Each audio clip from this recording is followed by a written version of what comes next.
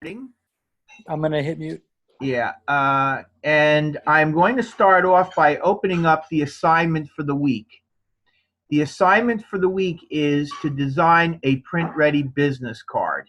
Now, the only reason that I'm opening this up is because it doesn't really tell you very much.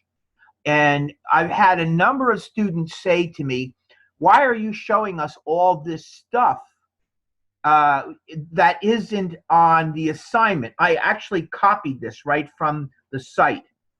And I really want to make sure that you all understand something. I'm here to teach you. And I'm not saying anything to you specifically, Jeff, but for those students who can't quite understand why I'm showing things that are not included here is because they don't put an awful lot on here. And, it's my job to kind of fill in the gaps or to do a complete job of discussing all the stuff that goes into just assigning this print ready business card. Okay, so it's really important that you understand that they give you an outline here of what the project is, and then they kind of turn me loose to go in and show you how to do some of the stuff that's necessary to make this correct.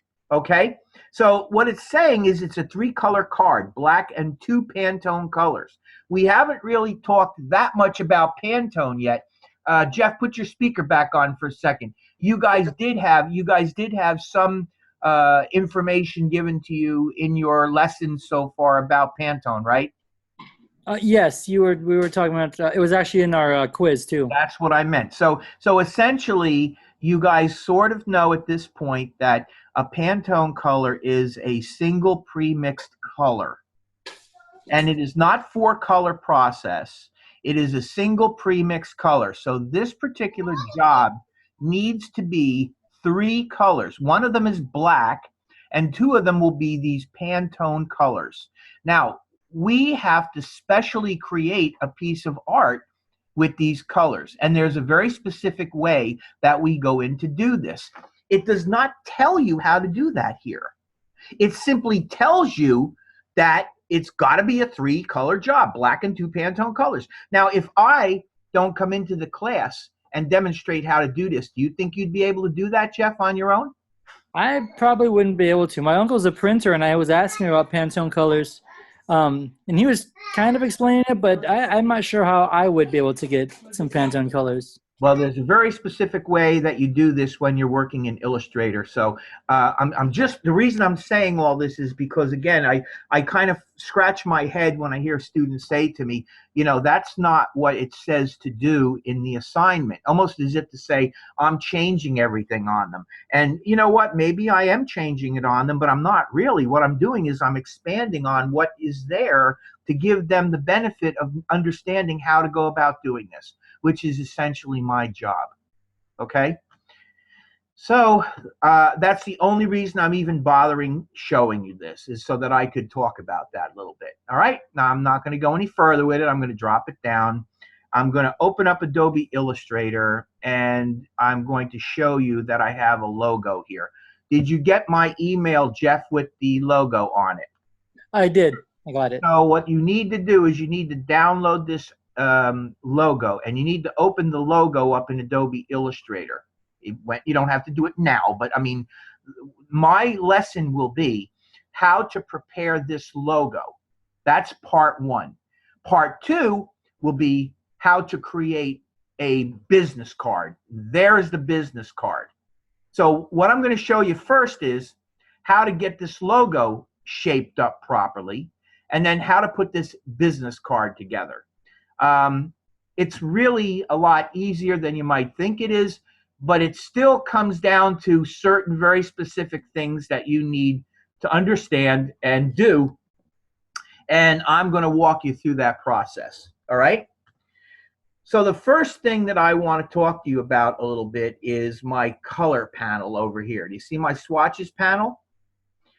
I want you to understand that whenever I open up a new document, all these colors that you see here automatically go into my swatches panel. These colors are nice colors, but they don't mean one thing to me. as a creative person. They have absolutely nothing to do with the project that I'm working on. And as a matter of fact, just so I can show you, I'm going to go File, New, and I'm just going to throw a document out here. I'm not even going to go in and set up anything. I'm just going to open up a document. There's a new document. Look at the swatches panel. See what I'm saying? It's exactly the same swatches. So what these are essentially are default swatches. They don't mean very much. I'm going to close this document because we're not going to be using it. Okay, so back to this.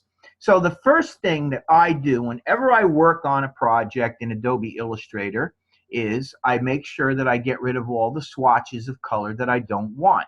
I do not want to leave all these swatches in there and give somebody like a printer or another production person the opportunity to start selecting the incorrect colors.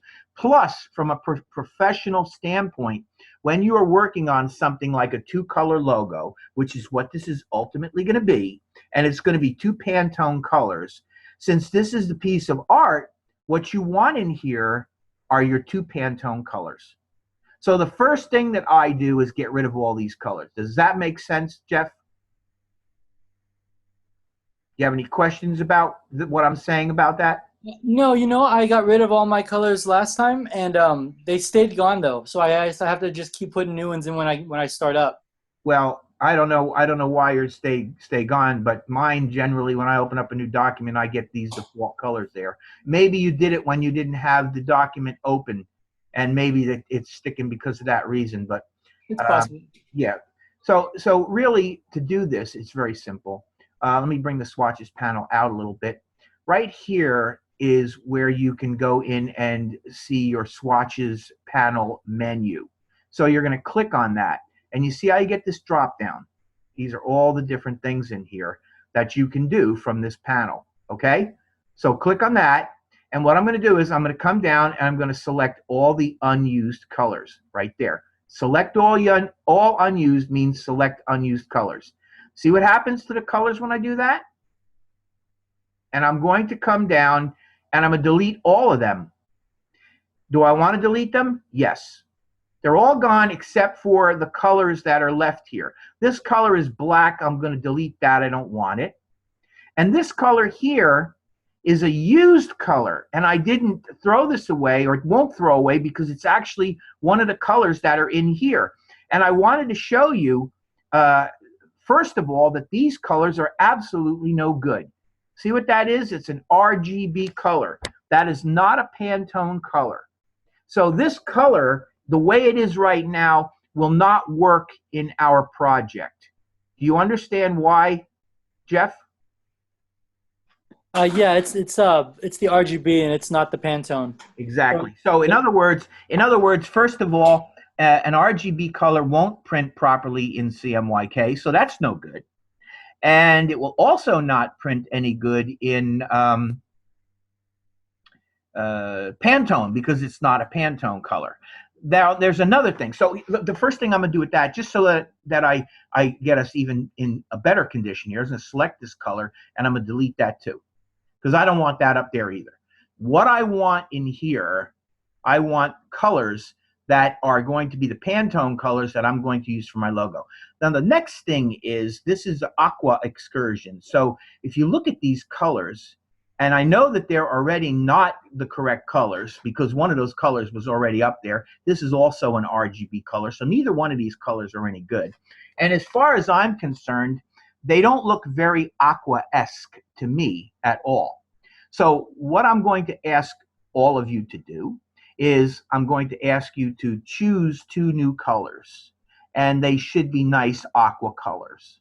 So I'm going to demonstrate how to do that, and if you understand what I'm doing, when you go to create your logo, when you're not really going to create it, when you go in and modify your logo and create the Pantone colors, I'm going to make sure that you guys go in and pick some nice blue colors, okay? So in order for me to go and find where I can get my Pantone colors, I am going to go up to the window menu. Window is where all the panels are. So I'm going to come all the way down to the bottom of the panels menu. and I'm looking for swatch libraries. You see where I am? Swatch libraries. Then I'm going to slide over to here, and I'm going to scroll up until I reach color books. Now, I'm going to hold off for a second. There are all your color books. The first group of books up here, you'll probably not use very often. I don't think I've ever used any of these. All of these down here are your Pantone books. You see how many Pantone books there are? And all you need to understand is that these are all Pantone colors, but this is Pantone Plus CMYK. So if we were to use this particular color scheme or color book, we would not only have good Pantone colors, but we would also have Pantone colors that work with CMYK as well. And coded. Now, I don't know whether you know the difference between coded and uncoated stock. Do you know what the difference is, Jeff? My uncle was trying to explain it to me with his book that he was showing me, but I didn't really grasp it when he was saying it, when he was trying to explain Okay, so if you have a coated stock, what they generally do is they create a plate surface, which is a very smooth surface, and then they wash it over with a layer of sort of a plastic or a varnishy kind of material.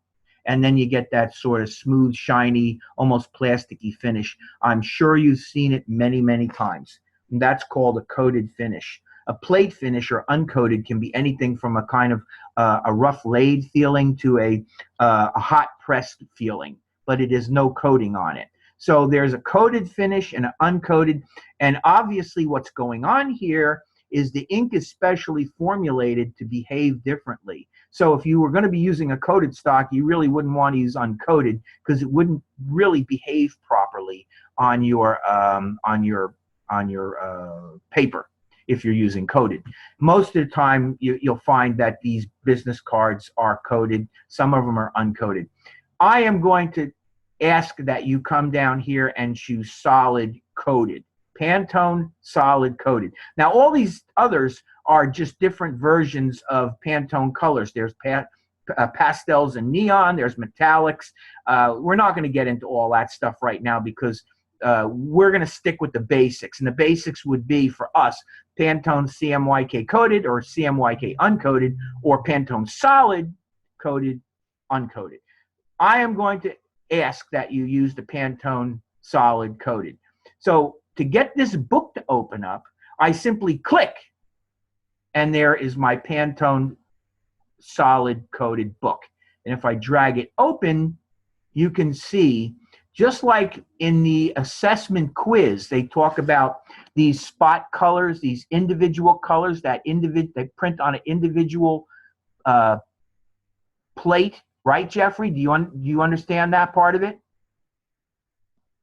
Yes, I get that part. Right. So you're looking at all the different colors. See them all? Any one of these colors that you would pick in here would be a solid coated, right here, Pantone solid coated color that would print on its own plate. So ideally what we would be doing is we would be going through here, and you can see all the different color variations. Now I'm down into the blue area. Okay, so I'm going to go into the blue area here, and this is what I want you to do. I want you to use the colors that are in the blue area here, and I want you creatively, and see, this is another thing. I don't want to suggest to you which colors to use because I want to give you the opportunity to have a little creativity with this. So what I'd like you to do is I'd like you to pick two very nice, see how this sets up light and dark? I'd like you to pick two very nice colors in here for your production of your logo. I'm going to choose this color right here. Every time I do this, I pick different colors.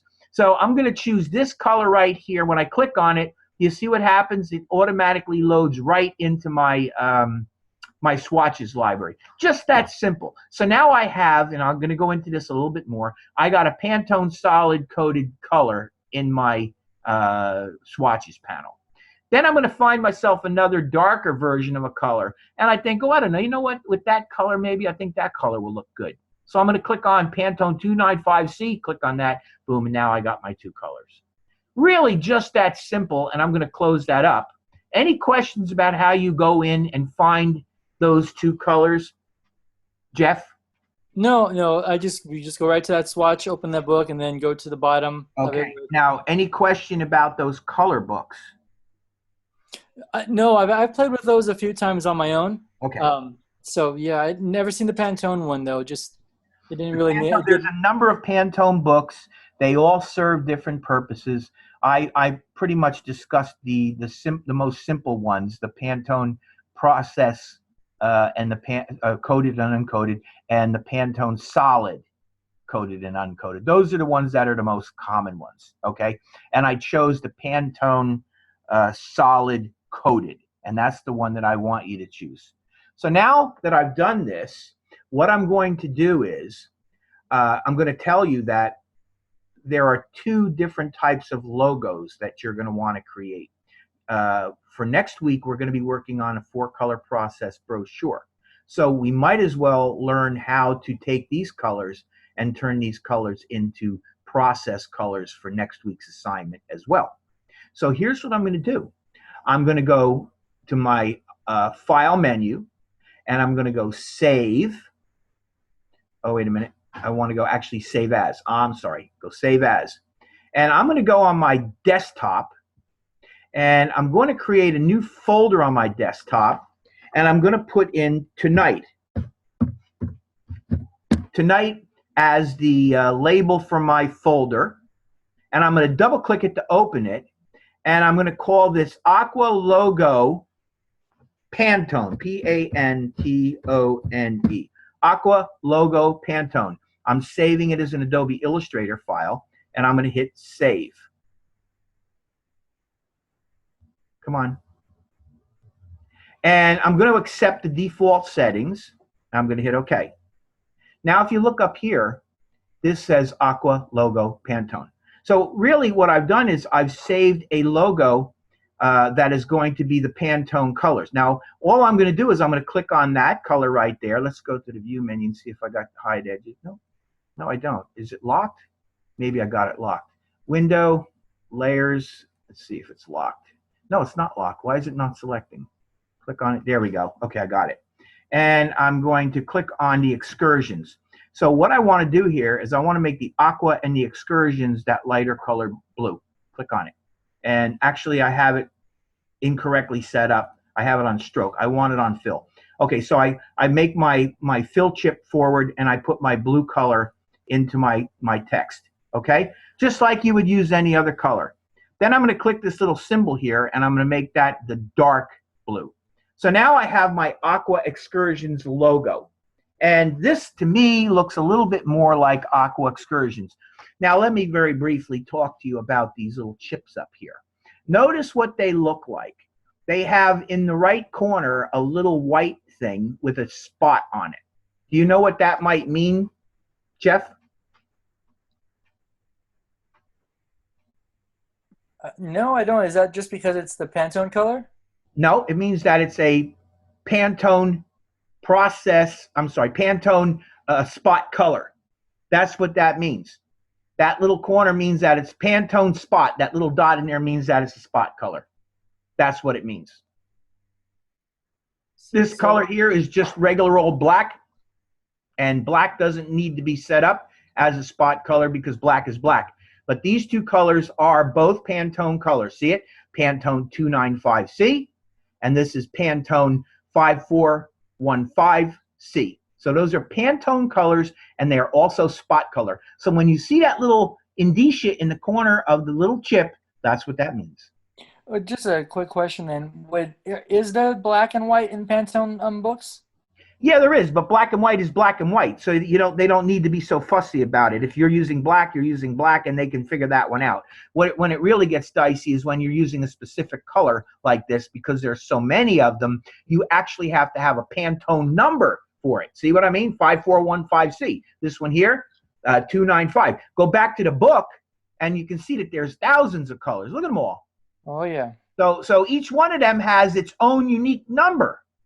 So that's where it gets really dicey, and that's where it's important. Now, again, I picked these two colors. I went with a light color and a dark color. That's what I want you to do. I don't want you to use my colors. Go in and pick your own colors. Give me something light and give me something dark. And, that's just to give you a little chance to be a little creative with this. But that's what I want. I want an aqua logo that looks like that. Okay? Now, this is the Pantone version. So what I'm going to do now is I'm going to show you how to make a, now, before I go any further with this, let me just explain to you that if I were to use this logo with the two spot colors right there, if I were to use this logo in a 4-color process job, the printer would see that these are spot colors and would automatically think that he would have to have 2 additional plates to print them on. And that would cost a lot of money. And unless your customer is really looking for you to do that, they would probably get upset, or they would tell you, no, we don't want to do that. You have to fix it. So you really, when you're working in 4-color process, you don't want to use spot colors because you would need a special plate for the spot colors.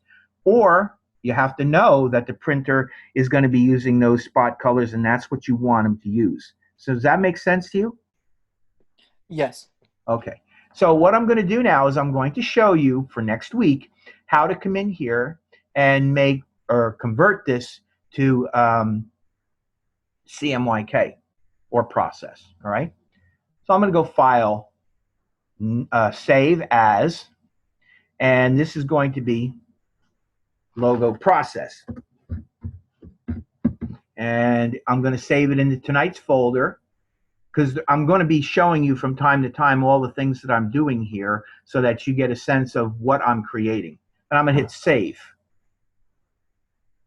And again, I'll set this just the way it is, and I'll hit Save or OK.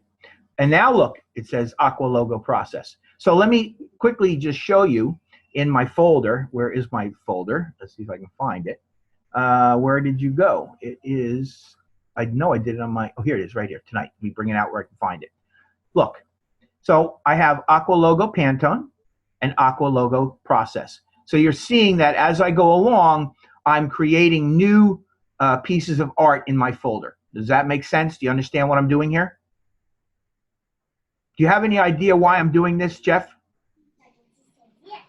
Yeah. The folder right there that you made. Well, no, but why am I creating these 2 files? You're gonna. Are they for the colors? Yeah, both of those are the logos. One of the logo is in Pantone and one is in process. But why am I doing that? What, Oh, what would you think I'm doing it for? I'm not sure. Well, the Pantone one is whenever you're going to use this logo, anywhere that it is going to be a multi-color logo, which means that I'm using the Pantone colors, and each color is going to be printing in its own plate. The process is when I'm going to use this logo involved in a 4-color process job. Which one? So the process job is which one's more? Aqua Logo Process. Is it the more? Is more one of them more extensive than the other? No, I'm gonna, the next step, I haven't done it yet, but the next step is I'm gonna go into the Aqua Logo Process and I'm gonna convert those colors from Pantone to process. I see. And once I do that, they will no longer be spot colors, but they will be process colors, and I can use them in a production like a 4-color process trifold brochure, which is what we're doing next week. So am I making sense to you?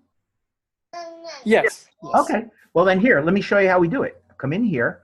All right. So I'm in Aqua Logo Process. See it? This is also very simple.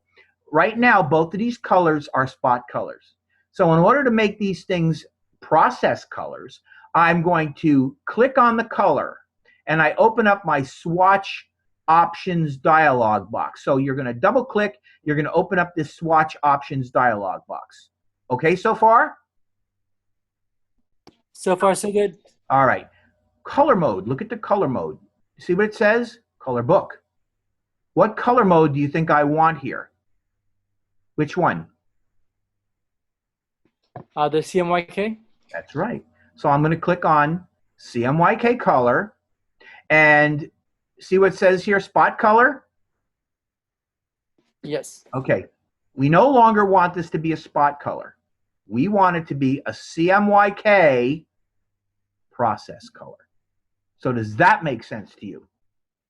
Yes. Okay. So essentially what we've done is we've created 2 versions of the same logo. The first version has the logo as a spot color logo, and the second, it's now a process logo, process color. Now I'm going to hit OK, and look what happens to my color chip up here. Can you see it? What happened to it, Jeff? Oh, the spot's gone. Why do you think the spot is gone?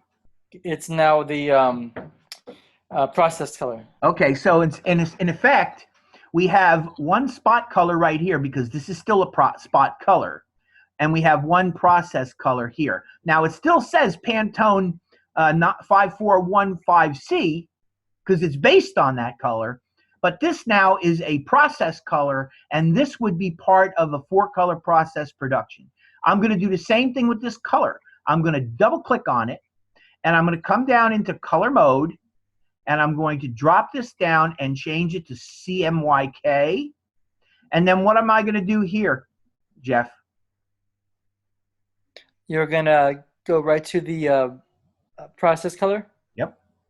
And then So I'm going to go ahead. Did you have the a question? colors actually don't change though, correct? Like The the colors, actual, they do change. They become the same color based on a different color mode. Watch right here. See the color mode? yes. I actually hit the wrong one here. I want that to be CMYK. Okay. So what happens is they do change. They do change. Their color modes change. Originally they were, and it's color book. There you go. See it? Originally it was color book spot color. The color mode changed from color book to CMYK. So even though the color itself doesn't change, it looks exactly the same. It's a different color mode, and it's going to go into a different production area. Okay, that's That's fine. the whole key. And remember what this course is called: color and production. So what we're doing now is we're learning a little bit about taking color that we are going to use, and setting that color up correctly so that we can use it to produce certain things, like what we're going to produce tonight, which is going to be our 3-color business card. And next week, we're going to show you how to put together a trifold brochure, and we're going to use the same logo in that trifold brochure. Only difference is it's not going to be spot color, it's going to be process color, CMYK color. And then it will work in both cases. Same logo, but they're going to be used differently, so we have to prepare them differently. And this is how you work with elements like this when you're working with a program like Adobe Illustrator and you're creating art assets that are going to be used in productions like this. And using this logo is really a very good example, because you will find yourself creating business cards with this, and generally you will be using a spot color environment for that. Although I have to tell you, a lot of people create 4-color process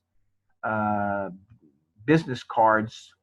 I still think it's a good idea to know how to go in and make the spot colors, because that's something that's still pretty prevalent. So do you have any questions? I'm going to hit OK on this. Do you have any questions about so far what we're doing?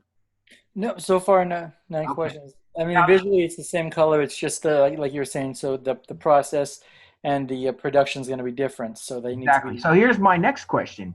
Once we get out of here, you're going to go in and you're going to do this. Do you think you'll have any trouble doing this? No, and then the beauty is if I run into any questions, I could just come back and review the recorded session. Recorded video. Right. Absolutely. Okay, so at any rate, or you could give me a call for that matter. So at any rate, we basically got what we need here. Now, we are in the process color. There's one more step that I want to do here, and I want to show you. And I got to do this for both anyway. So what I'm going to do is I'm going to show you this step for this one, and then I'm going to close this, and I'm going to open up the logo for the Pantone color, and I'm going to do that for it as well. What you have here is a very large artboard. You see all this white area here? That whole area is what's known as the artboard, okay? And if I were to export this as an EPS file, which is what I would do if I was going to put this into Adobe InDesign. Are you familiar with InDesign, Jeff? Yeah, my last mod was all in InDesign. Okay, so do you know that if you are working in a vector tool like Illustrator, if you send a file out, you should send it out as an EPS or a PDF? Yeah, we just did it as PDFs. Okay. EPS or PDFs, either one is fine. The point is, though, that this artboard will also export the way it is. It'll export, and you have this big area here, this big space, when you don't need it. I mean, you really only want the area right around this logo, correct? I mean, that makes sense, doesn't it? Right. Okay, so there's a way actually of doing this. By going to the window menu and opening up the artboards, you get the artboard panels or palette. Are you familiar with the artboards and the artboard panel, Jeff? Yeah, really kind of really started using it last week with our Yeah, with the project. yes. But you understand that an artboard essentially is the area that you're working on. And the key to this whole thing is when you're getting ready to export something like a logo, all you want to do is you want to have the artboard set to a size that just covers the art, not this big area out here. You don't need it. It's just a big waste of space. So what I'm doing is I'm trying to show you little tiny things that if you do them, you're going to look all the more professional. Plus, it's the right way to go. So if I don't show you this stuff, who's going to show it to you? And the bottom line is, it's going to make you look like you know more about the program. And plus, this is a production course. So again, if I don't show you this stuff in the production course, then pretty much I'm not doing my job. Okay? Right. So I come in here and I once again come into my little drop down menu and I'm going to go down to artboard options because obviously if you think about it, I'm going to come in and I'm going to modify the artboard. I wouldn't do that with new artboard or duplicate artboard or delete artboard. The only one that really makes any sense for this particular thing is artboard options. So I click on it and now I get my artboard options up here. And if you take a look under presets, forget about all this stuff for now. But if you look under presets here, and I drop that down, the very first thing that you see right here is fit the artboard bound. See where it says that? This is the one that you want. And I'm going to click on that. And look what it did to my artboard. What did it do, Jeff? Oh, it shrunk it up. It trimmed it right to the Right. art, didn't it? Exactly. And it looks really good. This is the whole point. I'm going to hit OK because that's exactly what I wanted to do. I wanted to trim this up nice and neat. So the thing that you have to understand here when you're working with Adobe Illustrator, in reality, it doesn't matter too much what size the board is because when you get done creating your piece of art, it's always very easy to come into artboard options and choose artboard options and choose fit to artboard bounds. When you're done, I'm not going to do it again because I already did it, obviously. But once you do that, now you've got this nicely trimmed down to your art size. Now I've basically got my Aqua logo process complete. This is what I'm going to use next week. I'm going to save this so next week when we have our class, we can go in and we can pick up with this logo from here. Any questions about this much? Nope. Nope. Okay. So I'm going to go File Save first, and then File Close. And I'm going to go File Open, and I'm going to find my Aqua logo Pantone, and I'm going to hit Open. So now I have my Aqua logo Pantone. I'm going to select my text. I'm going to apply my spot color. I'm going to select my symbol, and I'm going to put my color into it. There's my colors. These are spot colors. Why are they spot colors, Jeff? They're not processed yet. Right. And what is the point of me making them spot colors, Jeff? The the point of making them spot colors? Yeah, why would I make them spot colors as opposed to four color process or CMYK? Oh, they're for a different process, a different production. Right, and they are Pantone colors. They are color book as the color mode, and they are spot colors. And we can see that by double clicking here and taking a look at our swatch options. And we can see that it says the color mode is color book and the color type is spot color. Okay? And we know that we're using spot colors because this is going to be a 3-color job. And if we look back here to assignment, it is a, where we go, 3-color card, black and 2 Pantone colors. So now we know how to fulfill this part of the project requirements. And for those of you out there who might be wondering, why is Bill changing things? Am I really changing anything? No, I'm not changing a thing. What I'm doing essentially is I'm filling in the gaps. I'm making this more of a complete package for you so that you know what's going on. So now all I need to do for this is to come in here and grab the artboard options. And once again, I'm going to come down and I'm going to choose the preset of fit to artboard bounds. And I'm going to hit OK. And there is my logo in 3-color, or actually 2-color in this case, the blue and the other blue. This is ready to be put into our business card.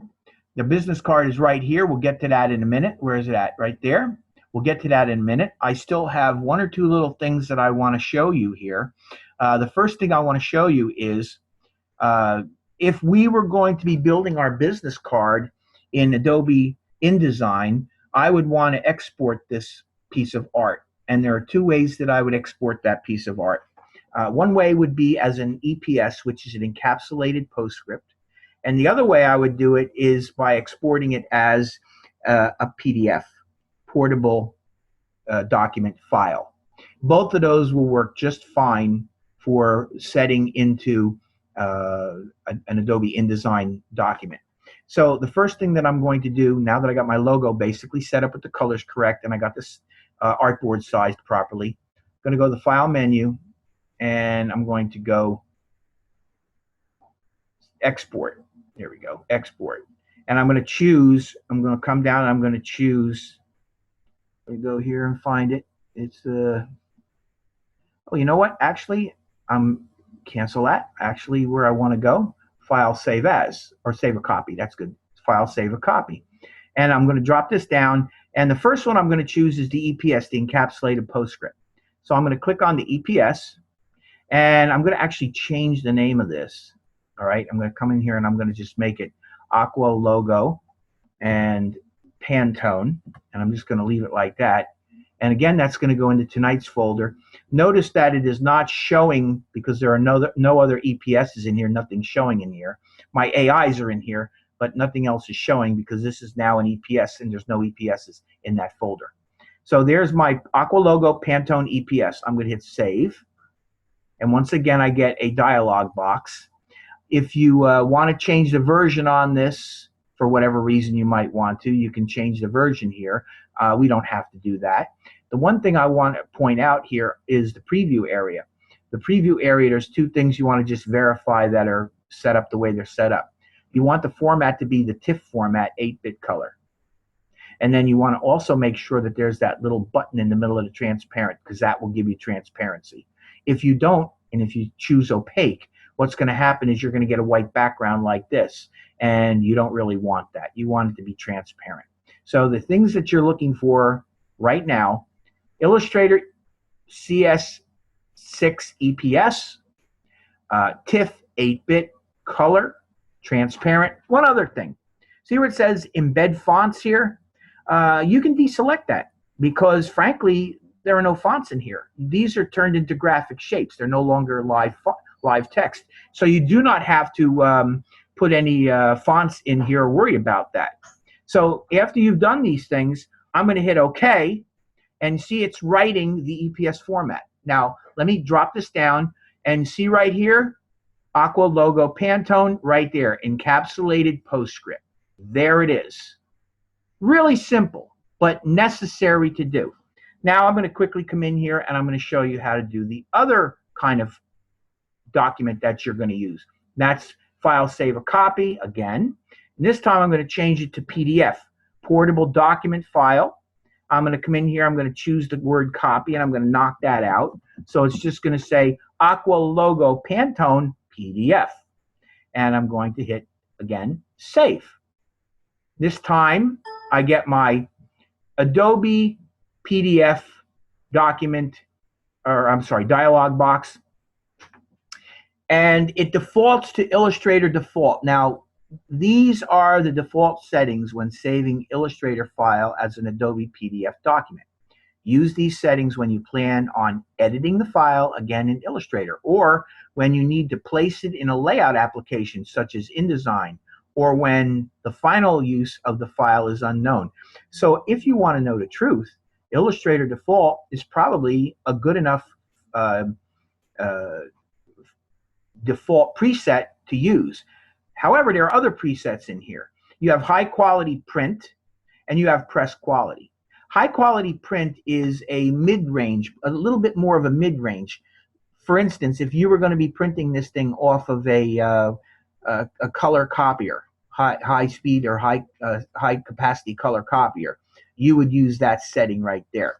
Press quality. If you need this thing to be very high quality for press work, your printer might tell you that you should choose this. So I'm going to click on that, and I'm going to show you that use these settings to create Adobe PDF documents best suited for high quality pre-press printing. Created PDF documents can be opened with Acrobat Reader 5.0 or later. Okay, so here's 5, which is the compatibility, and that's exactly where it should be. So I'm going to leave that press quality. There are also marks and bleeds here. And we do need marks and bleeds, but not for this. And the reason that we don't need marks and bleeds for this is because this is going to go into another document. And we don't want the printer's marks in the way. So we do not put, and if we click on the printer's marks, we get trim mark, registration, color bar, page information. So we don't want that. So we're not going to choose that. We're going to leave it alone. And I'm just pointing that out to you. So we bring it back up to General. Now, there's one other thing here, preserve Illustrator editing capabilities. You have to make a determination whether you want that or not. I generally leave it checked, which means essentially I can really go back in and open this up in Adobe Illustrator again and edit it. Okay. Now, if you don't want it to be editable by somebody else, you can just take that check away, and it is no longer going to be something that you can edit. But I will leave it on, okay? And I'm going to hit Save PDF. And now I'm going to come down here and I'm going to show you that we now have our PDF file.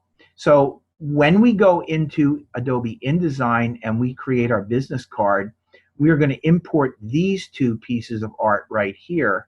And I generally work with the encapsulated PostScript, not the PDF file. I incorporate the encapsulated PostScript. What's really great about this is when you bring that encapsulated PostScript logo in, the Pantone colors go in with it.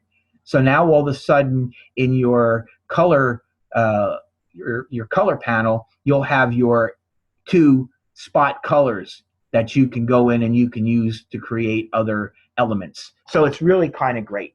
So there you go. That's what you're going to be doing.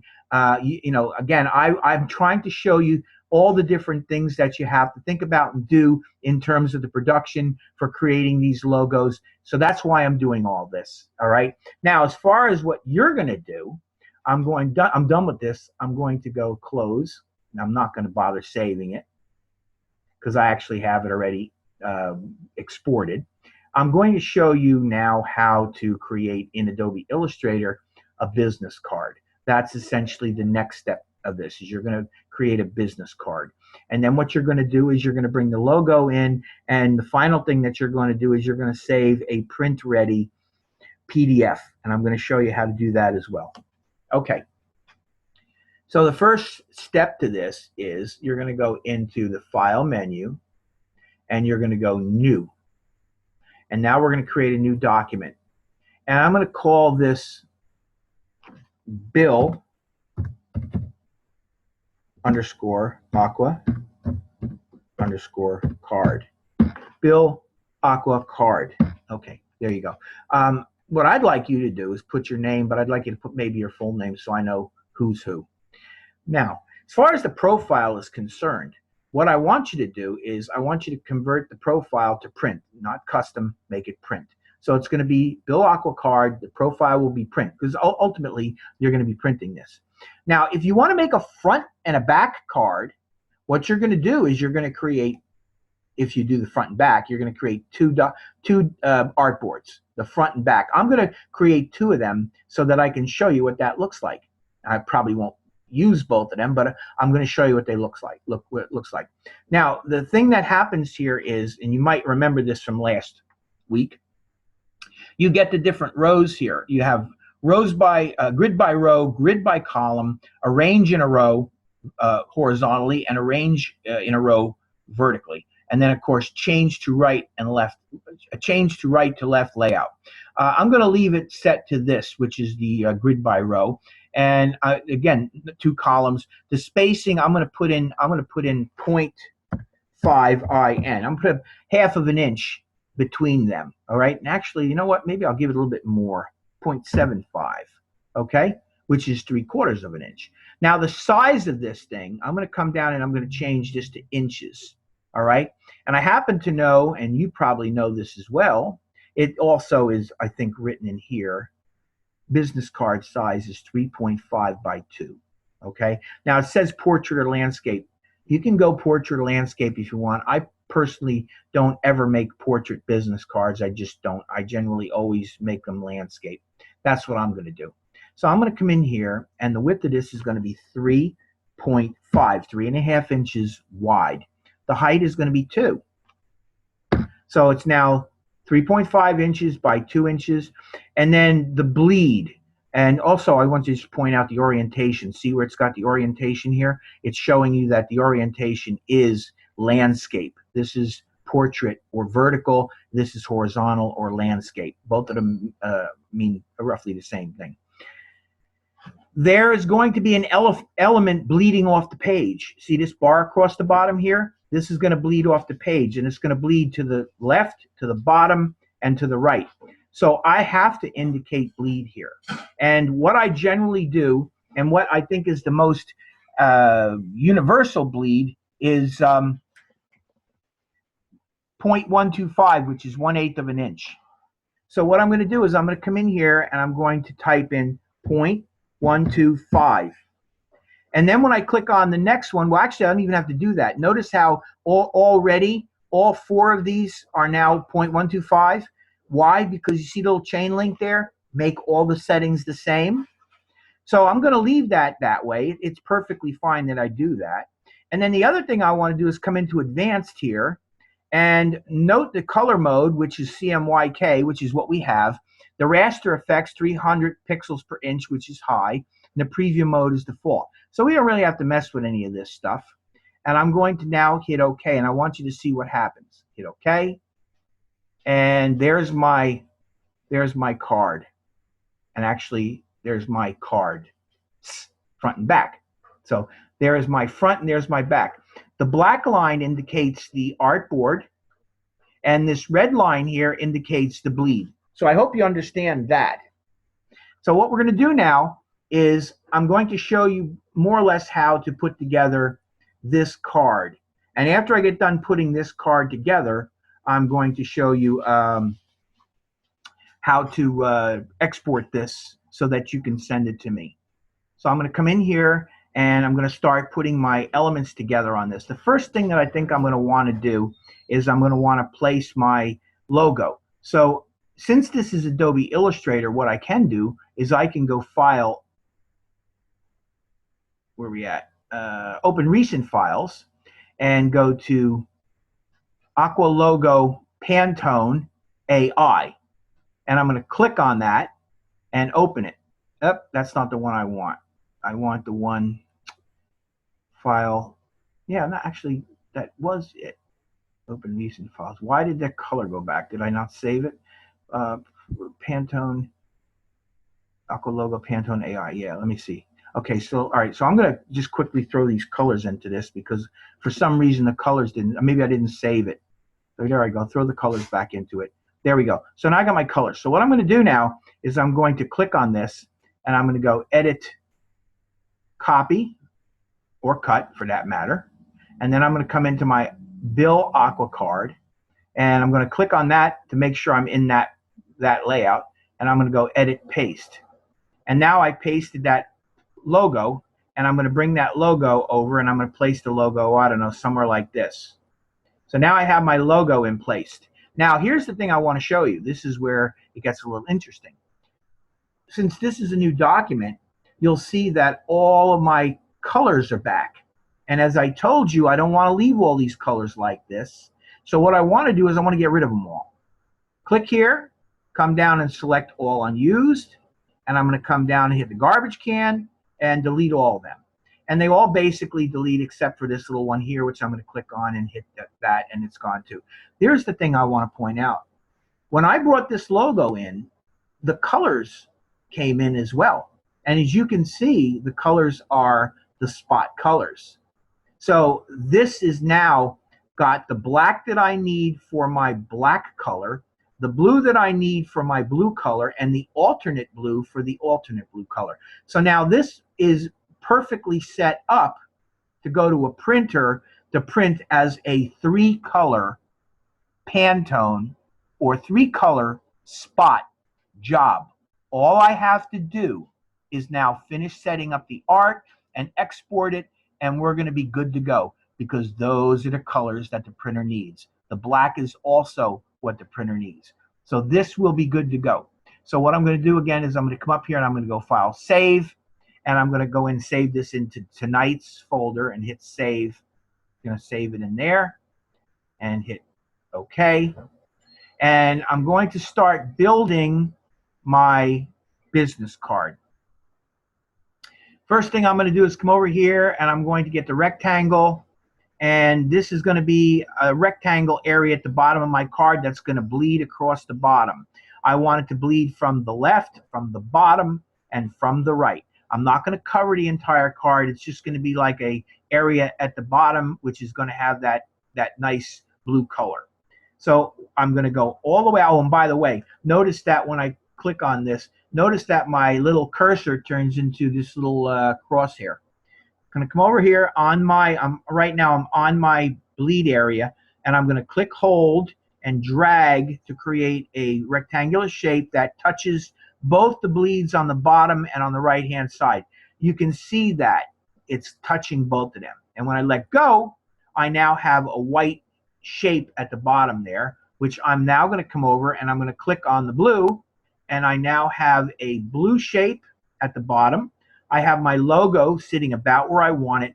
I also want you to notice that I've kind of eyeballed, and this is important, I've eyeballed a roughly the same amount of space, 1/8 of an inch, from the edge of the piece to where the logo sits. That's approximately 1/8 of an inch. Is it exactly 1/8 of an inch?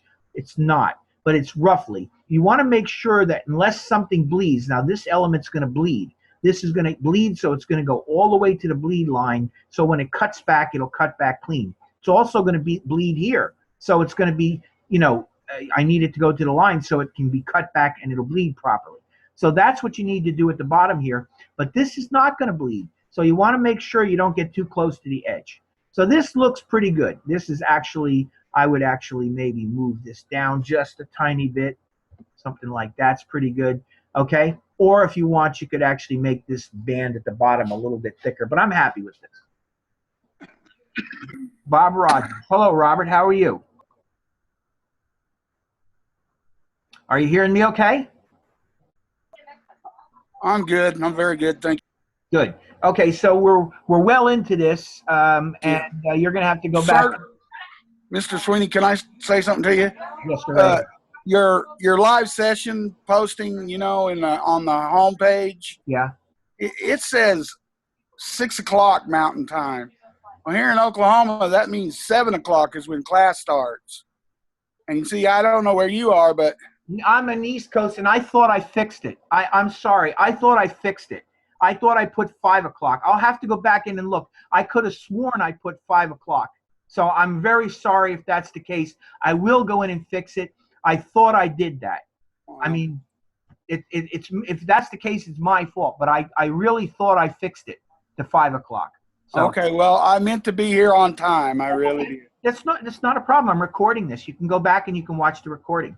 So it's all right. Basically, we'll just carry on from here. So basically what I'm now going to do is, oh, and by the way, Bob, for your benefit, I'm going to show you my aqua card. This is what I am more or less building here. Okay? So I'm going to be building this aqua card. So let's go back to doing it. All right, so I have my logo in here, and I have my area across the bottom built, and I'm using my spot colors here. So next thing I'm going to do is I'm going to come and get my line segment tool, and I'm going to come in here and find a spot roughly, well, it's probably about there, and I'm going to click, and I'm holding the shift key down to constrain the line. And I'm going to draw a straight line all the way down to about where the bottom of the excursions is. Notice that there's a little green line that shows up and lines up with my text. This is a great feature that Adobe Illustrator has. And let me show you where you can apply this from. I'm going to let go, and now I've created my little line, and I'm going to make it black by clicking on the black swatch, okay? And it's not a fill, it's a stroke. Now it's on. And I'm going to show you where I get that these smart, watch, go to view menu. You see where smart guides are here? That's what you want. You want smart guides. That smart guides, they're going to come out and it's going to show you, where these guides are when you go to place elements. So now if you take a look, we have our aqua logo here. We have our band at the bottom, and we have our line here, and I might move that over just a little bit, and I might actually make that a little bit more delicate, maybe a 0.5, something like that looks even better. So we go back to my original aqua card right here, and okay, so you can kind of compare what I'm doing. Now, I spoke earlier about this. Hi, Aaron, how are you? I assume that you also saw where I wrote 6 o'clock, is that right? Aaron?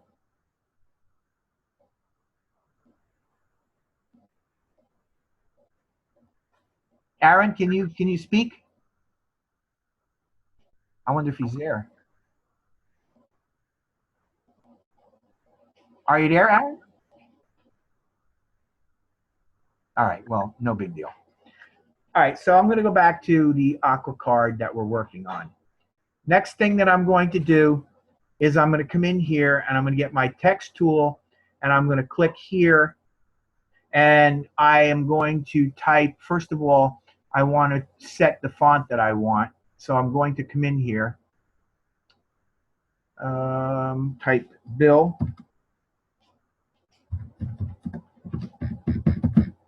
Sweeney, and then CEO. All right, so I've typed Bill Sweeney CDO. I'm going to drag this down a little bit so that, again, I'm making it look somewhat similar to this. All right, and I have this thing set in. It's a little hard to see this here, so I'm going to see if I can drag it down and show you. Put this and move it. There we go. Let me drag it down just a bit. Okay, so here we go. There is my font, Myriad Pro.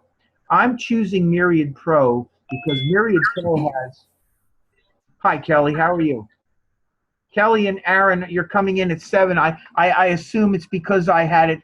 I was told by Bob that it says 6 o'clock instead of 5. I could have sworn I changed it to 5. I'm going to have to go and look at this. I don't know what happened. I swear I thought I set it to 5. At any rate, I apologize for not doing it if I didn't do it. How you doing, Kelly?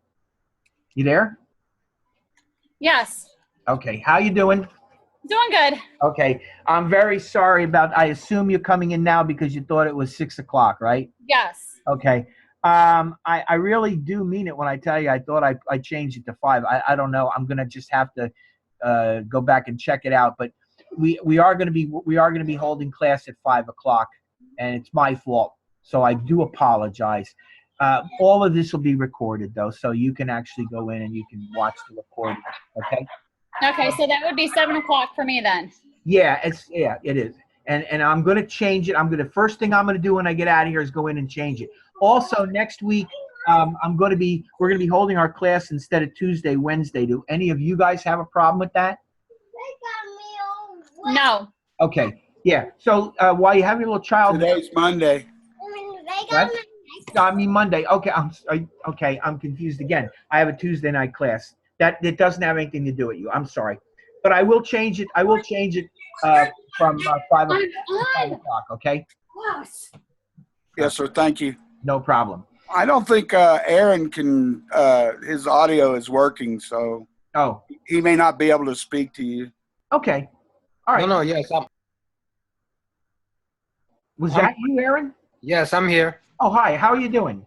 I'm good. I had a little bit of trouble getting in. Mine also says 6 p.m. No, I know it's my fault. I'm gonna have to go and check. I swear I made it 5. It's very frustrating. I could have sworn I did it. I will fix it. I will see to it that it gets fixed. I really do apologize. But No at problem. any rate, it's all recorded, so you can go back and you can check it out. All right. So Bill Sweeney, CEO. So why I'm using Myriad Pro is because it's a very clean font, and it also has a number of different faces in it that I like. So I think what I'm going to do is I'm going to go with Bill Sweeney 12 point in semi-bold. And then I'm going to select the word CEO, just the words CEO, or actually they're not words but letter. And I'm going to make that 10 point, making it smaller. And I'm going to go from semi-bold to semi-bold italic. And you know what? I actually think I'm going to go just plain italic. I think I actually like that better.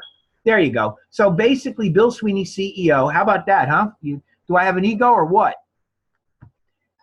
Now, the last thing that I'm going to do is I'm going to come in here and I'm going to change. I'm going to set this Aqua Excursions, and I'm going to set some an address and a phone number and an email address. So, and then I'll have a card more or less together. So I'm going to click here, click my type in here, and I'm going to type in Aqua, AQUAEXCURSIONS, Aqua Excursions. Enter. And then I'm going to type in 85 REDFERNPL. I'm just making this up. And then enter, and I'm going to EWJERSEY, comma. Oh, wait a minute. Redfern Place, Plainfield, comma, NJ, 07065. And then I'm going to type in, what's the next thing I have there? I forget already. The next thing I have is, phone number. Okay. So I'll type in a phone number. Whoops. Actually, I want to enter. And I'm going to type in 908. I'll type my number, 908-821-5033. Hit enter. And then it's going to be BSWEENEY at email.com. So now I have my text set up here, and it is set up to a size of 10 point, which isn't bad, but you know what? I probably will even make it 9 point. And what I might do is I may actually move this thing down a little bit, and I'm basically just creating something that looks pretty nice here. See what I'm doing? And then I'm going to come in here and I'm going to just add some different font faces to this. I'm going to come in here and I'm going to go bold. And I think what I'm going to do is I'm also going to come down here and I'm going to set this to bold as well. Bold. And this is italic. And I think what I'm going to do with this is I'm going to go regular. And regular. Okay. So now I got something that looks pretty good. And what I will do, one more thing I will do is come in here and I will set the word Aqua Excursions to maybe, I don't know, maybe that same nice blue.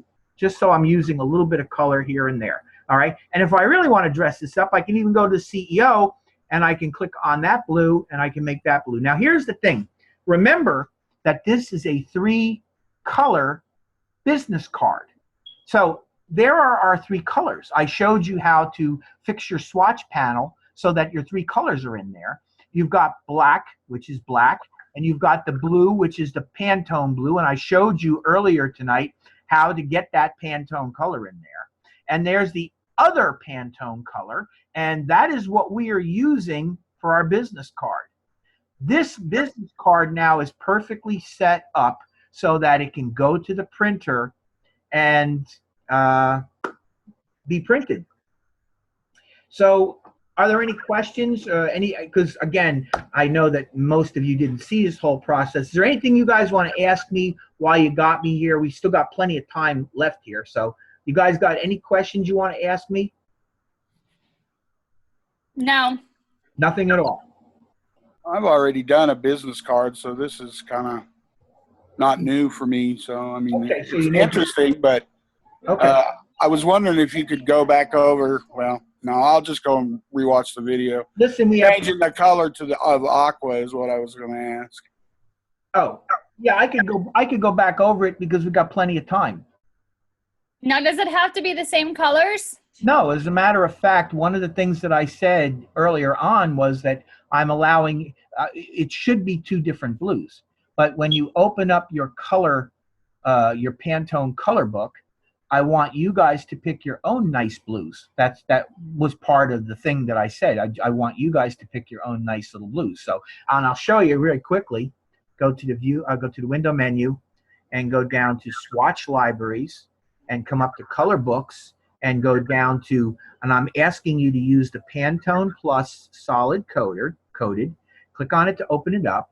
And there I actually have the blues pretty much selected because I already done this. So there are your blues. Look at them all. The whole point here is that each one of these things is a separate blue. See, and there's a Pantone and there's a Pantone color. There's another Pantone, there's another Pantone color. So each one of these are separate individual colors that print on their own unique plate. You guys remember the assessment, the question about this? Yes. Okay, so this is what it is. It's essentially a solid color that is printed by itself on its own unique plate. So this job has that color right there, one plate, that color right there, the second plate, and black, the third plate. So that's why when you look at the assignment, go to the assignment, 3-color card, black and 2 Pantone colors. So that's exactly what we're setting up here. We're setting up a card that will print in 3 Pantone colors correctly. Okay? Okay. Yeah. And the background has to be white?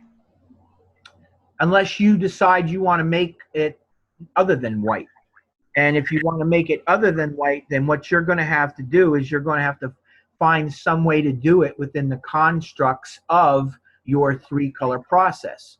Now, I'll give you an example of how you might do that.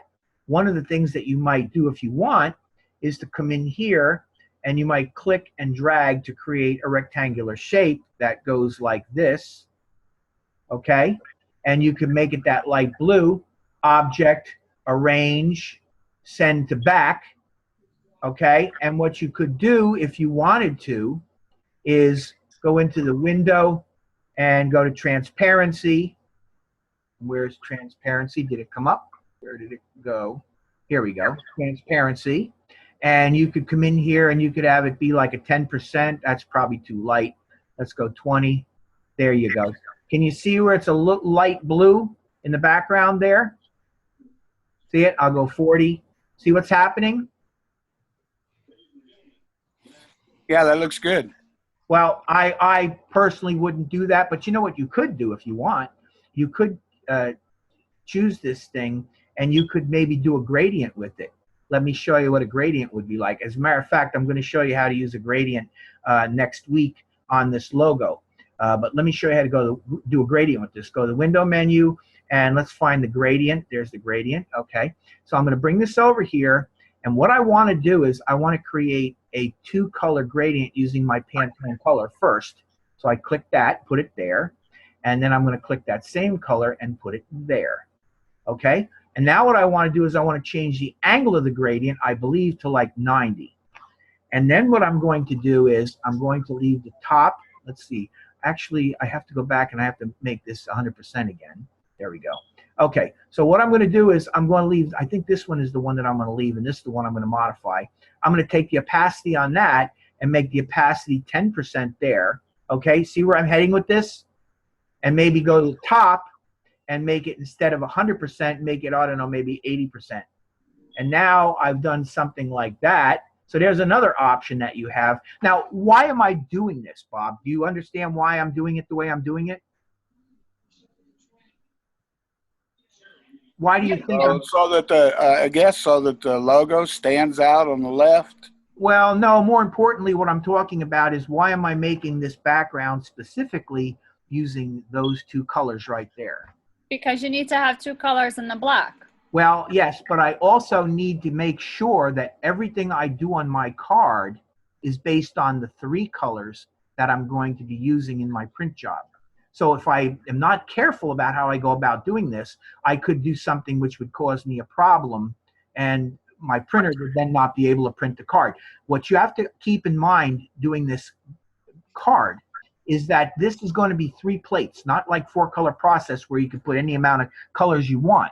There are only 3 plates here. You got a black printing plate, you got that blue printing plate PMS 4515, and you got that PMS 295.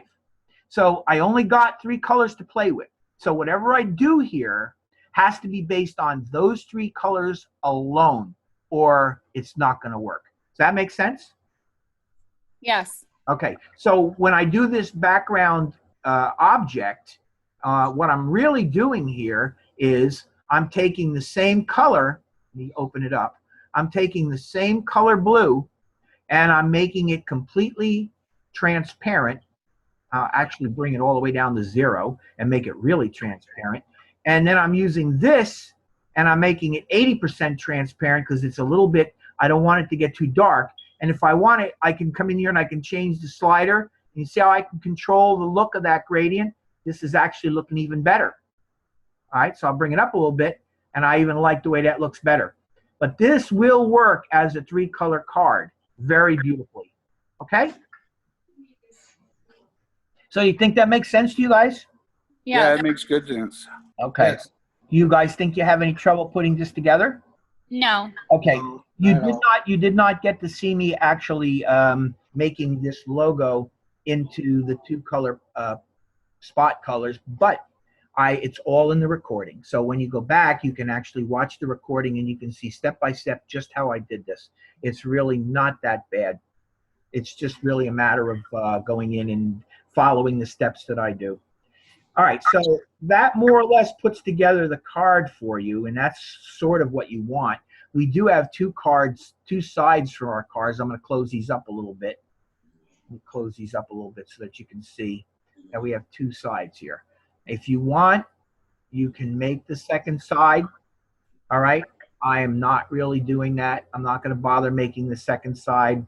If I were to make a second side, maybe what I would do is I would play around with this background. Okay, maybe I would hold down the shift key and drag the background over here, and maybe I would make that a little bit bigger so that it covers the entire side. And then maybe I'd take the logo, I'd have to grab all of it, and I'm gonna again hold down the control key to duplicate it and bring it over here. Okay, oops, that didn't work. I guess it's the Alt key. Well, anyway, you're going to duplicate it. That's the thing. And then I would maybe make it bigger. See if I can make this thing a little bit bigger. Okay, and there's one possible way. Object, block, selection. And I'm going to group this. Object, group. All right, and then object, unlock all. And what I could do maybe is I could just take this and I could align them to the middle. All right, so I can get them lined up properly. There we go. And there is maybe one way to go with a 2-sided card. And if you think this is maybe a little bit on the sparse side, you could bring that up a bit and you can incorporate this. Edit copy, edit paste in place, and then just arrow this over. Now I have kind of the repeating elements front and back. I mean, is this the most creative card I ever did? No, it's not, but you now have, oh, and by the way, I think this thing here, I actually didn't copy it. So I guess what I'd have to do is edit copy, edit paste in place, and then I'd have to move that one back over there. Bring it back over. There we go. And then I think because I change the size of this. I'd have to bring the size back up to about here. That's probably pretty good. And maybe again, just come in here and make sure that I have my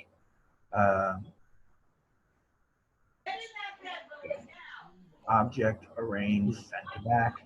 There we go. Okay, so there I have my front and back of my cards. Okay, something like that you could do. So you know, if you want to make it two sides, you make it two sides. This is kind of what it would look like if it was two sides, right? Anybody got a question about that? Does it have to look like my card? No. I mean, from a creative standpoint, you can make it this creatively any way you want. Just make sure that when you do it, you're working with three colors. Here we go. I'm working with black, or if you don't want to use black, you can choose like maybe a third color, like maybe a nice neutral gray would work well with this. But you're going to have one color, and I'm using that for the text. And then my logo is two colors. Oh, and just so that you know, let me go File, Open, and let me open up the original. Where are we at here? I think it's actually,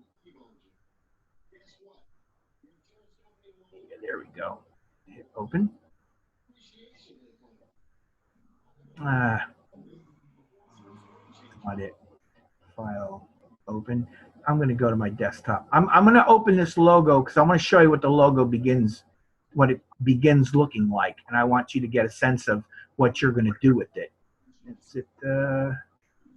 This is it? Is it? No. Where are you? Here we go. And week 2. Logo start. Okay. So you guys get this? You got my email, and did you get this logo that I sent you? Did all of you get that? Yes. So this is what the logo starts out looking like. And see, it isn't correct. I mean, it is not right. This is basically a logo that, first of all, it isn't spot color. It's, I'll show you. I'll click on this and I'll show you. I'm going to drag that color in there, and you see what it is? It's actually RGB. So, you know, you can't use RGB, and you don't want to use CMYK. You want it to be a spot color. So, and also this is an Aqua Excursions logo. Do any of you think that those colors look particularly aqua-esque to you? No. No, but they look terrible. So what I want you to do is, when you watch the video, go in and see how I found the color books. It's really very easy to do. And I want you to go in and I want you to pick 2 nice blues so that it ends up looking more or less like what I have here, or actually what I have here, my little logos. So you're going to actually make your logo look a little more like mine. And I said you can pick whatever colors you want. Just remember, though, that we are going to be making these 3 colors. And in your assessment last week, it talked about spot colors. And it also talked to you about how a spot color prints on its own plate, right? So you guys understand the process of when you're printing something, you have CMYK, and those are 4 plates, and all the colors that you put into it are broken into those 4 color plates. And you can have a rainbow of colors that you reproduce using those 4 plates. You really can. But that is not this. This is basically 3 individual colors. So what you're going to be doing with this is you're going to be printing 3 separate little plates, and each plate will have 1 color on it. So you have to make sure that when you create your art, you're going to be using the colors that are on each of the plates and no other colors. Is that clear enough? Yes. And this more or less does that. You know what I mean? Like I might come in here and I might even make that look a little bit better like that. That's probably a little bit better. But the point I'm trying to make is you have the blue here, you have the blue here, and the blue here. Then this is the second blue, and that's the second blue. So those are all correct. Over here, you got the same thing. You got the blue up here, and that's from that blue. And then you have that blue and that blue. That's correct. That blue is from the second color. That's from the second color, and that's from the second color. So is that. And then you got your black. That's from the third color. So a printer now would get this, and he would also have these colors up here that he would be able to find, and he would be able to print this, and he would have no trouble with it. Okay? Any way to make the printer's life easy. I know what that's like. Well, it's really not just making the printer's life easy. If you do this any other way, it isn't going to work, and the printer's not going to be able to print it. And that's the whole point, is that we're learning about color, but we're also learning about production as well. So the two of them kind of play hand in hand. And if I don't show you the proper way to go about doing this stuff, I'm really not doing very much for you. And that's not what I want. I mean, I really want you to feel at the end of this course, this guy was great. He really worked hard. He really showed us things. And that's really what it's all about, you know? And the other thing, too, is this is your opportunity to learn about this stuff. And these are very simple applications of these principles, but these principles are more or less basic, and they will be more or less the same wherever they're applied. And you will probably be working with the two different modes of color, which is the Pantone color or the spot color and the process color or the CMYK color. They are so standard that you will use them at some point or other somewhere. So it's really important for you to feel comfortable knowing how to work in CMYK and how to work in limited color or spot color. Okay? Yep. I have one question for you. Go right ahead. We got plenty of time here. When a printer, I heard somewhere, I can't remember where, but printers aren't stuck with just Pantone colors on spot coloring? Yeah. Yeah. It depends upon the color. When I was in high school, we had printing presses, and we had to mix colors in order to match it properly. Well, they don't even have to match. See these colors up here? See that color right there? Yes. Pantone 4515C. They don't even have to really match that color because they can actually buy that color pre-mixed. They also, some of the printers also have machines that will mix that ink for them. So depending upon whether they're using a machine or whether they're using a pre-packaged color, it's their choice. But the bottom line is, I just want you to understand that when you print this job here, you're going to have 3 plates. And one plate is going to have nothing but whatever is black on this, on it. And this is going to be the second plate, and whatever is that color blue is going to be on that. And whatever is that color blue is going to be on that plate. And those plates are going to be put onto a printing press, and it's going to be run one color at a time or one after the other, placing them side by side or overlapping them, however your artwork goes. And you're going to end up with 3 different color impressions on your sheet. If this was 4-color process, then it would be different. It would be cyan, magenta, yellow, and black. And your artwork would literally be separated out into those 4-color components. And then those 4 color plates would be attached to a printer, and they would be printed one on top of the other, on top of the other, on top of the other. And because it's CMYK, you have the ability to have rainbow color. Where you are working with spot color like this, you're talking about limited color. So that's the major difference between the two, in a nutshell. Okay? How are we doing? Any other questions? Nope. Okay, so this is what the week's assignment essentially is. We're going to more or less, put together a business card, and the business card is going to end up looking like this. All right. So the last thing that we have to do with this is we have to export this for the printer. And what I'm looking for here is, we'll go back to the assignment. Export InDesign or save as Illustrator. Press ready PDF file. This is the critical point of this. See right there where it says press ready PDF?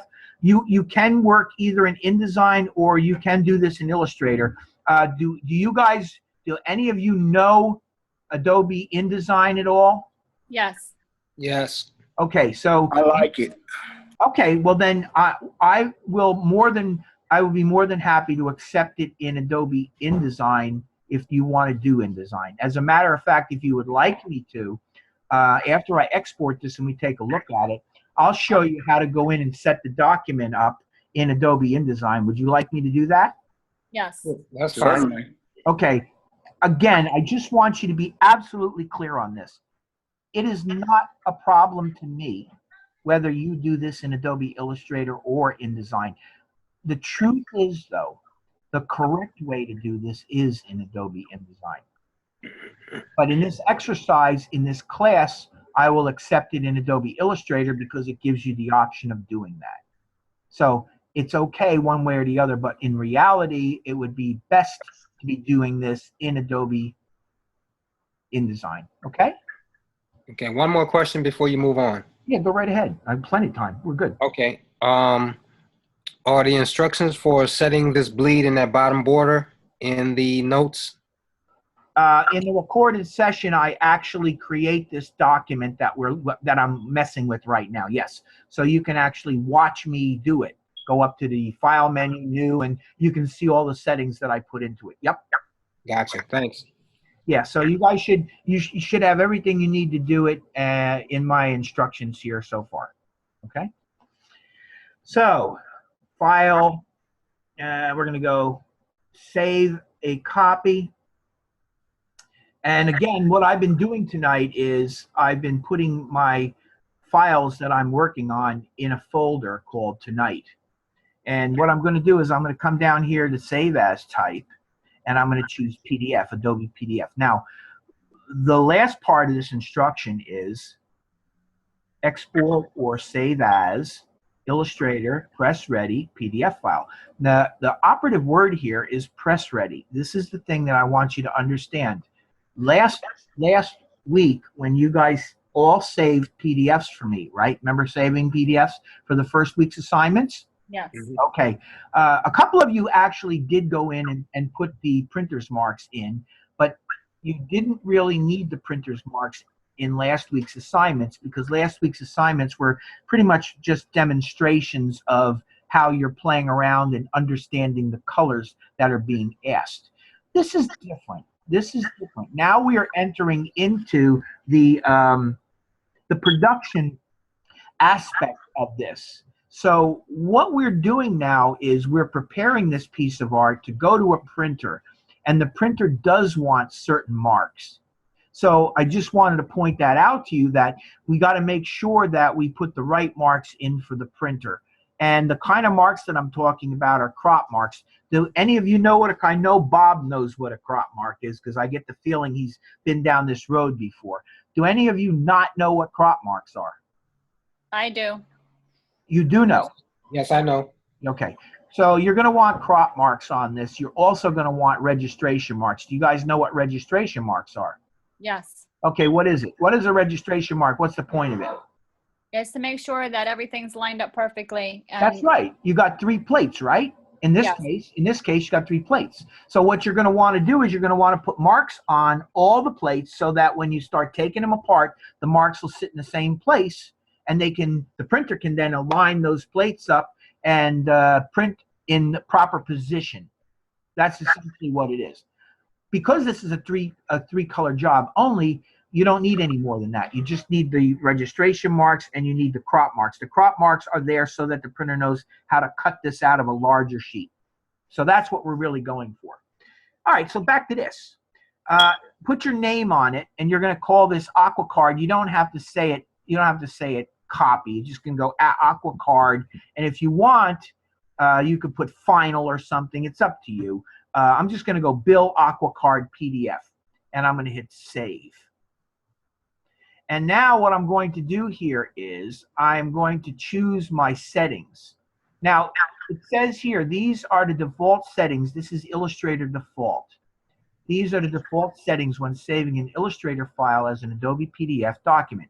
Use these settings when you plan on editing the file again in Illustrator, or when you need to place it in a layout application such as InDesign, or when the final use of the file is unknown. Well, we kind of know where this is going to go. We're going to go into high-end printing. So I think what we probably want to do is we want to select press quality. If you leave it at Illustrator default, though, to send it to me, that would be okay. But I'm going to show you that I really want to set it to press quality. Read what it says. Use these settings to create Adobe PDF documents best suited for high-quality pre-press printing. Created PDF documents can be opened, and it tells you where it can be opened. Okay? Now, the only other thing that you want to worry about here, there are standards and there are compatibilities. You aren't going to know whether there's a compatibility issue or a standard issue unless you talk to your printer. So what I recommend that you do is at some point before you submit anything to a printer, it's usually a very good idea to talk to the printer to find out what the printer can tell you about your file that you're sending him. Does that make sense to you guys, that you have a little conversation with the guy? Yes. Yeah. So in other words, see where it says Acrobat 5 PDF 4.1? Right. Okay. He may need you to save it to a different Acrobat version, and he will tell you that. Probably he won't. There might even be a standard that he is employing that he'll want to give to you. You're not going to know that. He's going to have to tell you. So that's all I'm saying. The only other thing that you want to think about right down here is preserve Illustrator editing capabilities.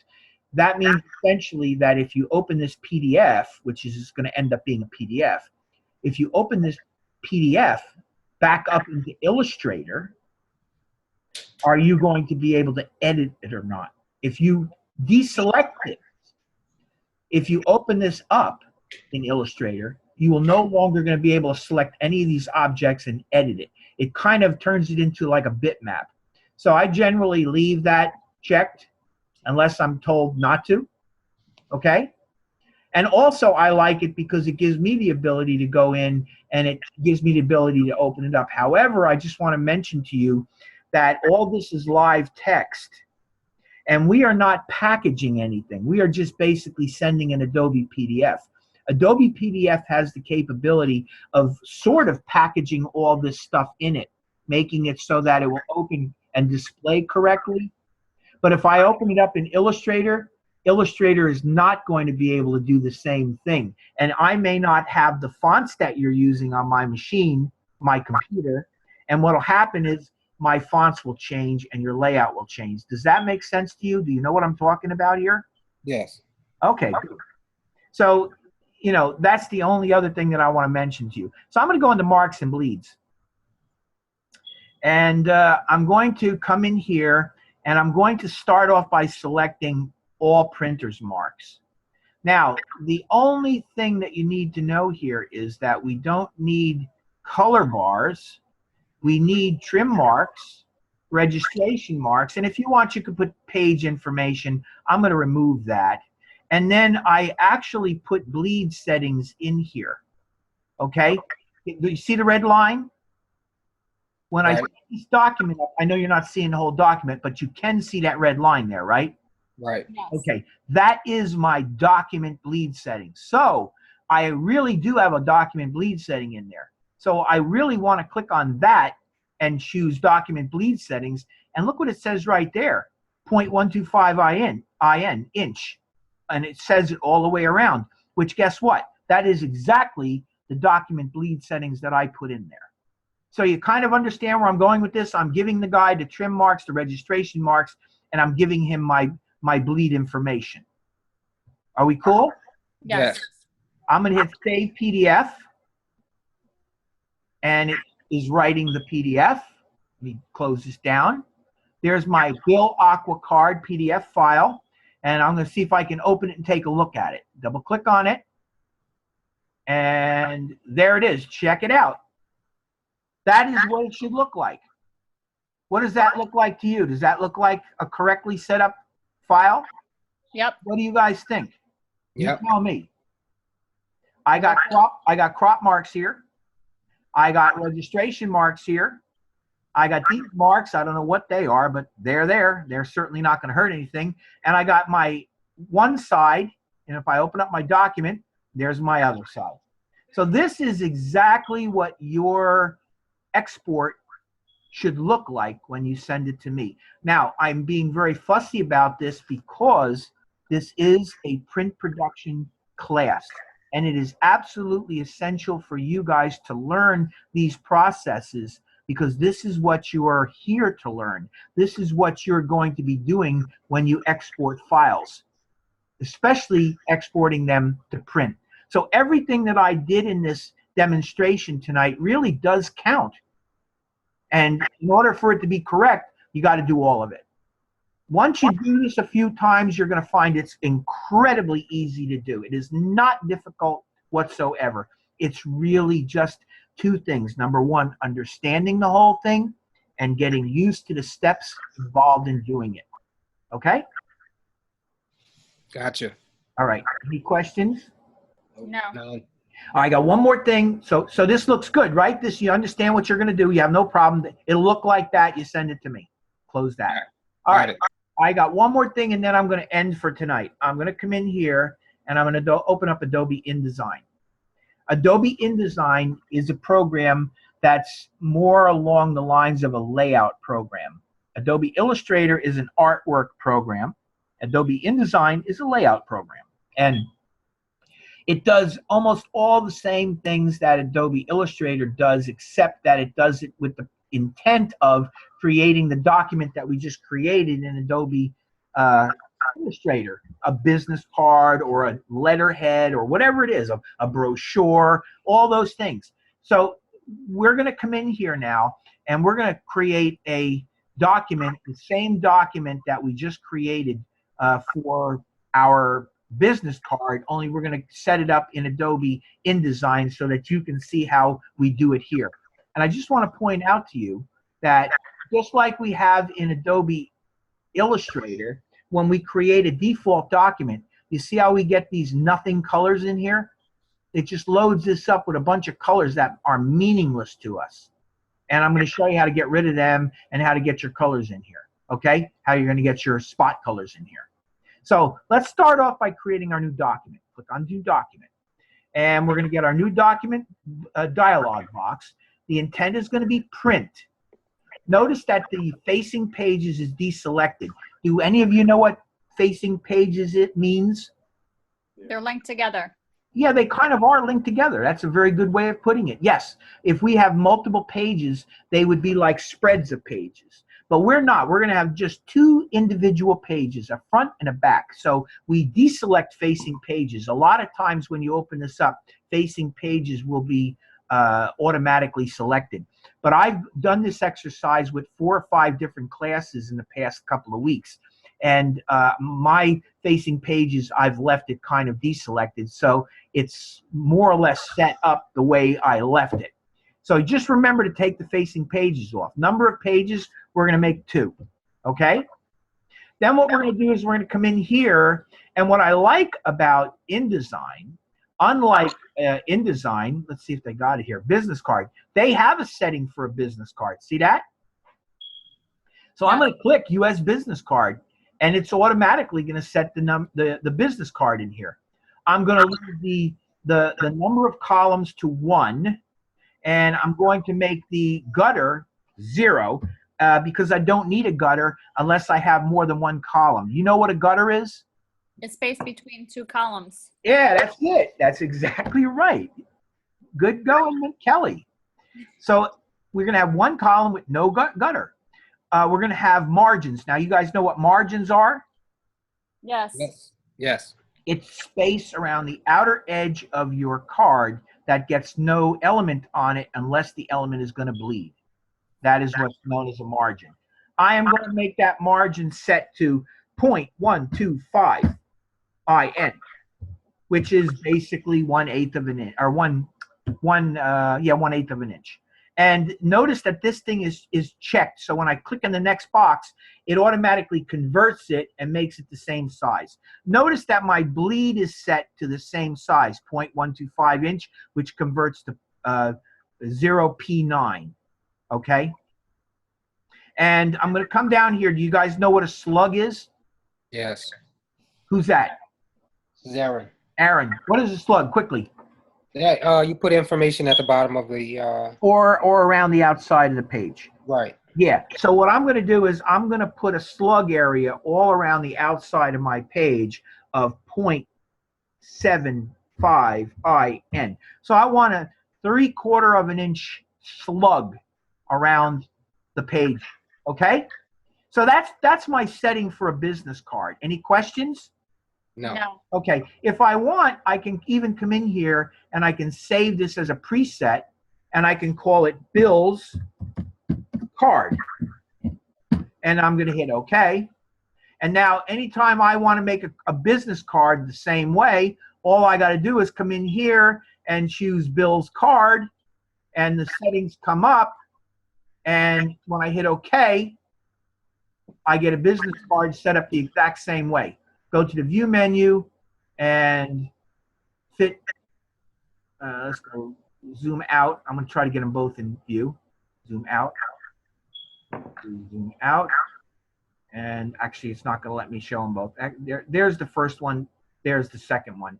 Okay, now let's very quickly take a look at what we have here.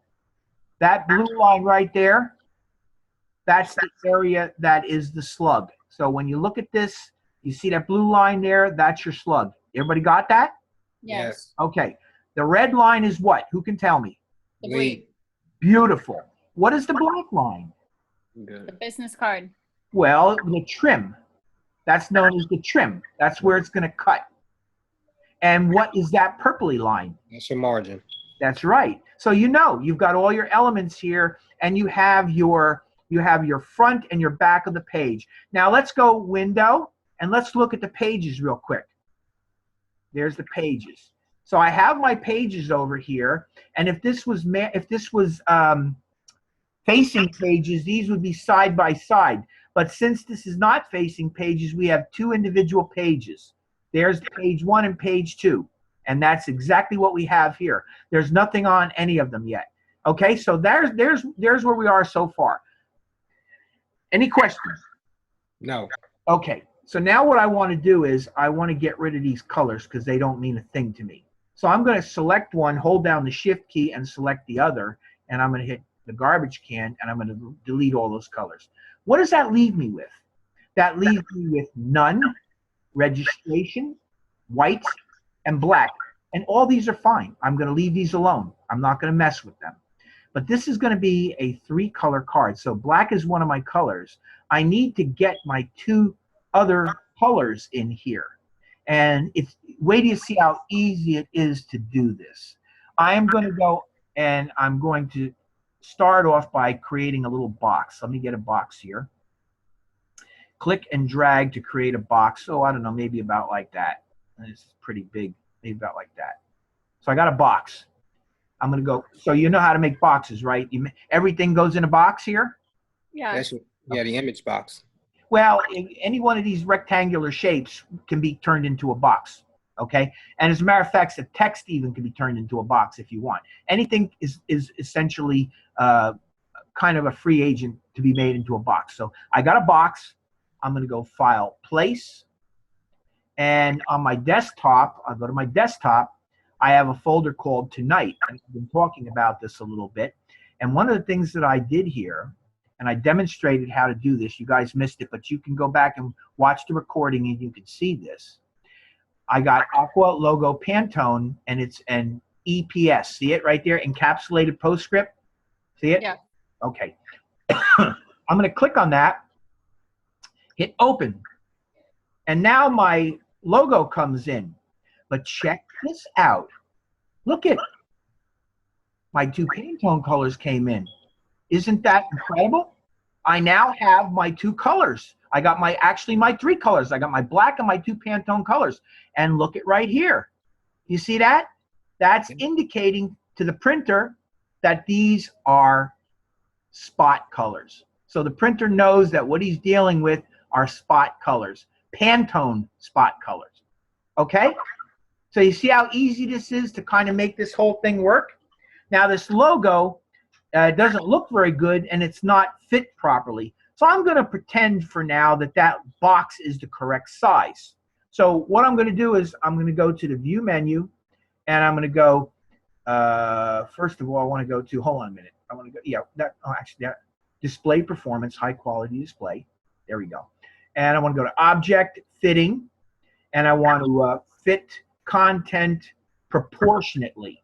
So what I'm asking this to do is to resize the content proportionately to fit in this box. And when I do that, boom, it brings it down and it fits it in proportionately. So now I have a really nice look at, oh, and just so that you understand what I'm doing here, I'm going to go back to display performance, and I'm going to go typical display and just show you that this is what typical display looks like. So you can get used to working with this in typical display, but just so that you understand it, it's really not going to end up looking this crappy. If you go up to the view menu and go to display performance high quality, you now get a chance to see what this really looks like. So you've really got everything that you need at this point to create this card, because your colors are here, your logo's in place, and you can start putting your other elements in just like I did. Watch this. I'm going to come over here, and I'm going to grab, click, hold, and drag, and make myself a box again. And I'm going to choose that color. And now I have two elements on my page, my logo and my border across the bottom. See what I'm doing? I'm now putting together the same, essentially the same card. Okay? So do you think this is okay? Do you guys think you got this? Yep. Yes. Problems at all? No. Okay. This is the same deal. At the end, what you're going to do is when you're done, you're going to go File, Export, and Adobe PDF Print. I see this is all basically set up because I've done this just a couple of days ago. So you're going to go to Adobe PDF Print. I just want to point this out to you. You have Adobe PDF Interactive. You got Adobe PDF Print. So interactive, PDF print, you want print because you're not going to be doing an interactive version of this. Interactive version of a PDF would be something that you would use in one of those readers. You know, you got those readers with Yep. the links and all that stuff, but that's not what this is. This is going to be for print, so you're going to choose the print. And then, of course, I'm going to put it in the same folder where I'm putting everything else. Let's find it tonight right there. And I'm going to call this, change this name to Bill and underscore Aqua. All right, and hit save. I'm not going to build the whole card again. I'm just going to show you.